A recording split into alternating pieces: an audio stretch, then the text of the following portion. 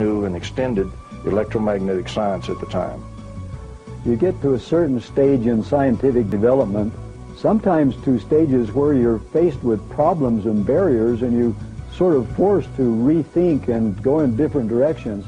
I think we're seeing that one of those peculiar time periods in the history of science where we're going to overturn some cherished models, not too much, but make some changes, and they'll open the door to an enormous amount of new technology in electricity and magnetism, in nuclear reactions, in motor development, in battery applications, in space flight, perhaps in anti-gravity. I think there are, in creating scarce elements from plentiful elements. I think we have just reached a plateau now where the world's door is opening to, what, a millennium of new science?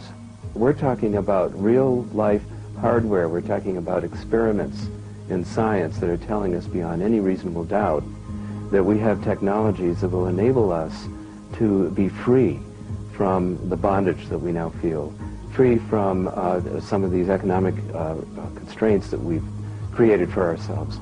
Because you see, if energy is free, and it will be very shortly, food is free, housing is free, then we're free to create express our creative gifts and not be like drones. And we're also free to explore our greater selves. And it's going to be a very exciting time coming up.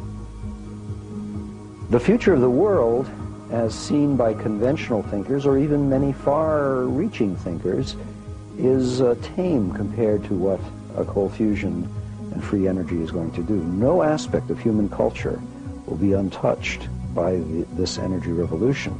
The very fact that the material that covers 70% of the planet's surface will now be available as a fuel source, and the fact that water makes up a huge percentage of our bodies, and this is a fuel and a source of energy, this is going to have incredible psychological and religious and historical and geopolitical implications. The Middle East picture and the strength of the oil interests there is going to be drastically altered.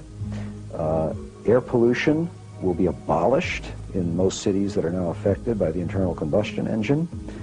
And space travel, which is a favorite subject of mine, will be transformed. The ability to travel to the planets and to the stars will be given a gigantic boost, one that I never in my lifetime expected as an engineer who deals with those things.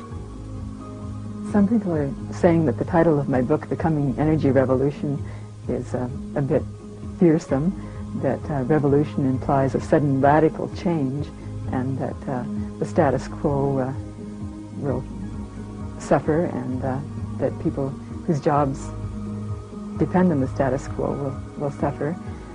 So perhaps evolution is a better way to look at it.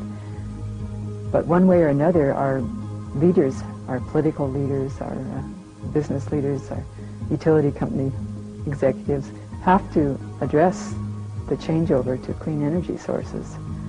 And it'll probably come from abroad, so it probably will happen fairly fast.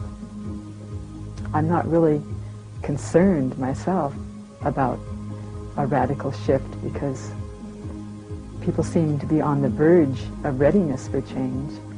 A lot of fear, but also some positive anticipation. And maybe it takes an unraveling of what we have to put together a cleaner, more sane world. Is mankind ready? Do we have the maturity to handle it? Are we giving matches to a baby? That's the question. Well, the first answer is we're kind of backing ourselves against the wall. If we maintain the status quo, we're doomed anyway. It looks like we're going to get a shot by having this energy available to us. If we're not mature enough to handle it, well, I guess we're doomed either way. We have a chance to survive, the chance to go on, but it will take, in a way, a consciousness transformation. Understand there's a consciousness movement and things like that, that people are starting to wake up. It's not just a me game now, it's a we game, and as we learn to work together and have empathy for one another, we can transcend the old selfish consciousness, which has caused all the problems and all the wars and everything else, into a recognition that we are a planetary being.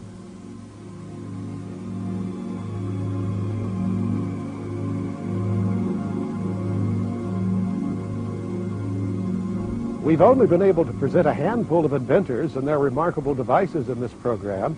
There are hundreds, if not thousands of people worldwide, scientists, engineers, entrepreneurs, who are actively working right now, researching and developing this phenomenal technology to the point where it can be successfully scaled up and mass marketed.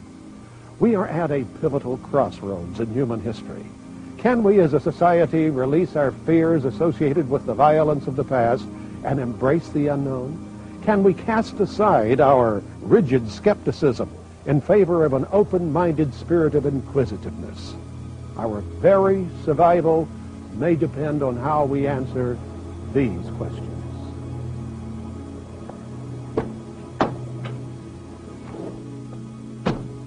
We hope we've given you enough of the necessary information with which you may base your future decisions regarding this exciting new field, one that will soon affect all of our lives and the very fate of our planet Earth as well. I'll see you at the finish line. The race is on.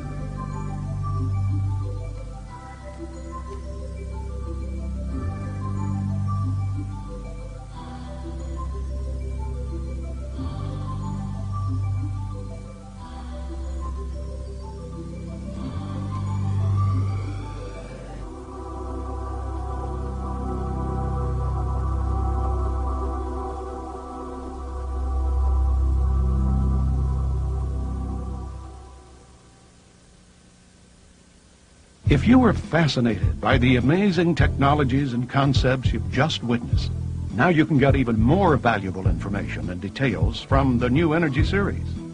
5 full-length videos, 9 hours of in-depth conversations and demonstrations of free energy systems. Explore the worlds of inventors and theoretical physicists who are changing the paradigms of science.